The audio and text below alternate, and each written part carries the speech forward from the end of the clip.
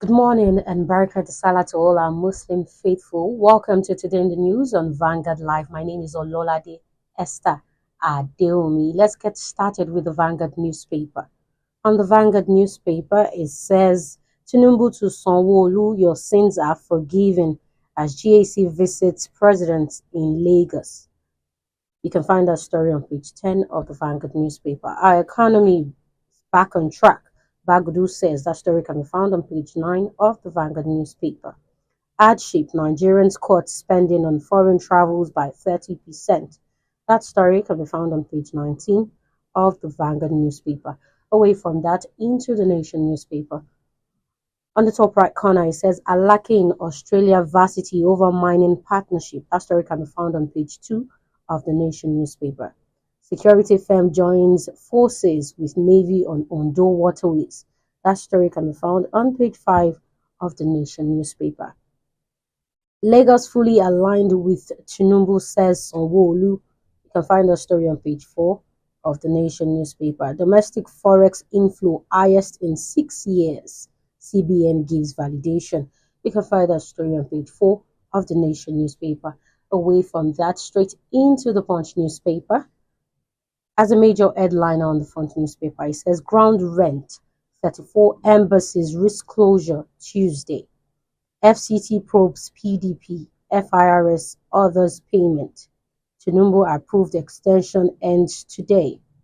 Germany, Russia, Turkey on defaulters list. You can find that story on page 2 of the Punch newspaper.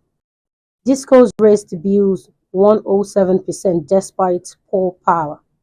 Matawali Zamfara governor face off over defection plot. Both stories can be found on page 21 and page 8 of the Punch newspaper, respectively. That's all the major headliners we have today. Join us after the break for a quick analysis.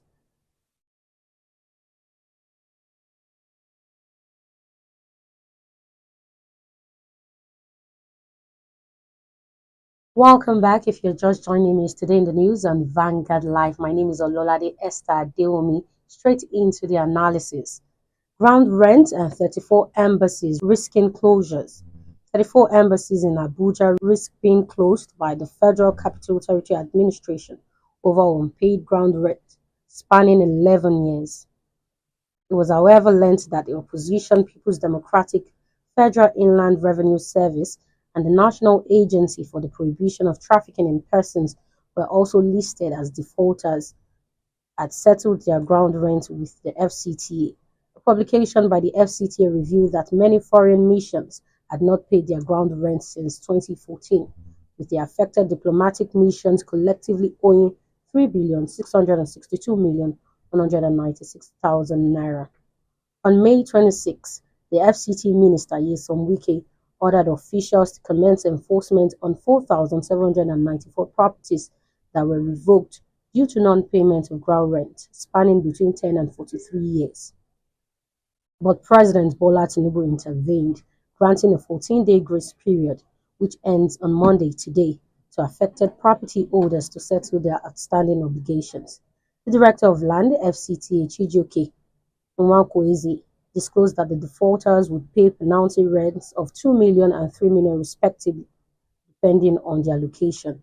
The defaulting embassies include the Ghana High Commission Defense Section, Embassy of Thailand, Embassy of Cote d'Ivoire, Embassy of Russian Federation, Embassy of the Philippines, Royal Netherlands Embassy, Embassy of Turkey, and the Embassy of the Republic of Guinea.